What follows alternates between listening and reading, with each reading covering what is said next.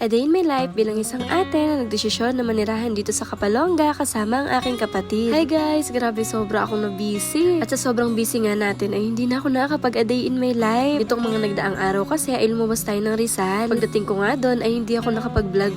Pero may mga videos ako na i-upload ko. Hindi ko lang talaga na-edit dahil gusto kong i-cherish yung moments na kasama ko yung magulang ko. Mga 3 araw nga lang ako sa Rizal. Friday ay bumalik na rin ako dito. At isa sa reason ko bakit hindi ako nakapag-edit ng aking a day in my life dahil nag-focus ako dito sa aking kutsinta. Everyday na kasi available yung aming kutsinta. Sa mga nagtatanong pala ng location ay dito kami sa Purok 1A, Sabang Ubang, Kapalonga. Nag-deliver din kami, katulad ngayon nag-deliver kami. Pero kapag deliver ay may delivery fee. Depende ito sa location. Ang deliver pala namin ngayong araw ay 4 na large, isang medium, isang small. Tapos may mga tab. Iba-iba ito ng location. Ang una ay dito sa Alayaw. Bali inuna ko itong Alayaw at mamayang hapon ay doon naman sa poblasyon. Buti nga at maganda ang panahon ngayon. Uminit pero hindi naman sobra. Minsan ay kumukulimlim pero hindi naman tumutuloy ng ulan. Masarap nga mag-deliver lalo na kapag ganito yung mga view. Lalo na sa katulad ko na mahilig sa nature. Bago nga tuluyang umuwi ay dumaan kami dito sa motor shop. Bumili kami ng gulong tsaka interior. Medyo mumurahin nga lang ito. Gulong pala ito para sa motor ni Kuya Aljud. Nasabugan daw kasi siya nung nakaraan ng gulong. Si Kuya Aljud pala ay kasama natin sa pagkagawa ng kutsinta. Medyo madami-dami nga kami nagtutulong-tulong. Talagang ipinagpapasalamat ko nga ito sa Diyos dahil hindi ko talaga ito kakayanin kung ako lang. Talaga naman nakakatuwa dahil ang aga namin nakakaubos ng kutsinta. Alas 12 ay ubos ng aming display dito sa Purok 1A, Sabang Ubang. Mamaya namang hapon ay mag-deliver naman sa poblasyon. Habang nagpapahinga nga ay pinapanood ko lang yung mga kabataan dito. Ay naku, pagkakagaling sumayaw. At shoutout pala sa mga kabataang ito, dinayo pa tayo galing Panganiban. Mga humingi sila ng sticker, nagkutsinta at naligo pa ng dagat. Kaya mga basa yung iba umuwi. Maraming salamat po sa pagpasyal. Ingatan nawa kayong palagi. Malapit na mag-alas 3, kaya naman kinayod ko na yung nyog. Sabi ko kasi sa mga dideliveran ko ay 3:30 ako magdi-deliver para hindi na mainit at saktong meriendahan. May tanong pala ako guys, anong gusto niya sa nyog? Yung mano-mano o yung ginagamitan na ng makina? Meron kasi ako naririnig na gusto daw nila yung sa makina para pino. Meron naman na gusto ng mano-mano katulad ko para mas nalalasahan mo yung katas niya. Kapag kasi doon sa makina ay medyo nawawala yung katas. Ewan ko ba, hingi lang ako ng opinion nyo. At ayan, nag-deliver na nga ako. Kasama ko pala dito si Kuya Liit. At hindi naman malayo yung dinelivera namin. Halos sobrang lapit nga lang na pwedeng